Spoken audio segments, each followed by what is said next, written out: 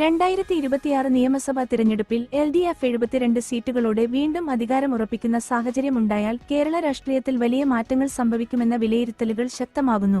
തുടർച്ചയായ ഭരണം ഉറപ്പാകുന്ന സാഹചര്യത്തിൽ UDF ക്യാമ്പിൽ വലിയ സമ്മർദ്ദം രൂപപ്പെടുകയും ഘടകകക്ഷികൾ അവരുടെ ഭാവി രാഷ്ട്രീയ നിലപാട് പുനഃപരിശോധിക്കേണ്ട സാഹചര്യമുണ്ടാവുകയും ചെയ്യുമെന്ന് രാഷ്ട്രീയ വൃത്തങ്ങൾ സൂചിപ്പിക്കുന്നു.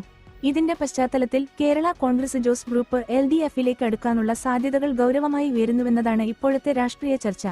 LDF തുടർച്ചയായി ഭരണത്തിൽ തുടരുന്നുവെങ്കിൽ ജോസഫ് വിഭാഗം മുന്നണി മാറ്റം ഉൾപ്പെടെയുള്ള കടുത്ത രാഷ്ട്രീയ തീരുമാനങ്ങൾ പരിഗണിക്കേണ്ടി വരുമെന്ന് പാർട്ടി വൃത്തങ്ങൾക്കുള്ളിൽ തന്നെ അഭിപ്രായം ഉയരുന്നതായാണ് വിവരം.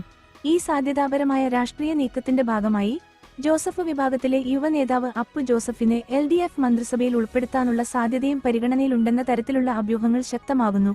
ക്രിസ്ത്യൻ പ്രാതിനിധ്യം ശക്തിപ്പെടുത്തുന്നതിനും മേഖലാതലത്തിൽ പുതിയ നേതൃത്വത്തെ ഉയർത്തുന്നതിനുമുള്ള തന്ത്രത്തിന്റെ ഭാഗമായാണ് ഈ നീക്കം രാഷ്ട്രീയ നിരീക്ഷകർ വിലയിരുത്തുന്നത്. അതേസമയം ഇടുക്കി ജില്ലയിലെ തൊടുപുഴ നിയോജകമണ്ഡലത്തിൽ LDF വോട്ടുകളുടെ ഒരു വിഭാഗം അപ്പു ജോസഫിന് അനുകൂലമായി മാറിയിട്ടുണ്ടെന്ന വിലയിരുത്തലുകളും രാഷ്ട്രീയ കേന്ദ്രങ്ങളിൽ ശ്രദ്ധ നേടുന്നു. ഈ ട്രെൻഡ് തുടർന്നാൽ അപ്പു ജോസഫ് തൊടുപുഴയിൽ ഏകദേശം 30,000 വോട്ടുകൾക്ക് വിജയിക്കാവുന്ന ശക്തമായ സ്ഥാനാർത്ഥിയാകുമെന്ന കണക്കുകൂട്ടലുകളും പുറത്തുവരുന്നു.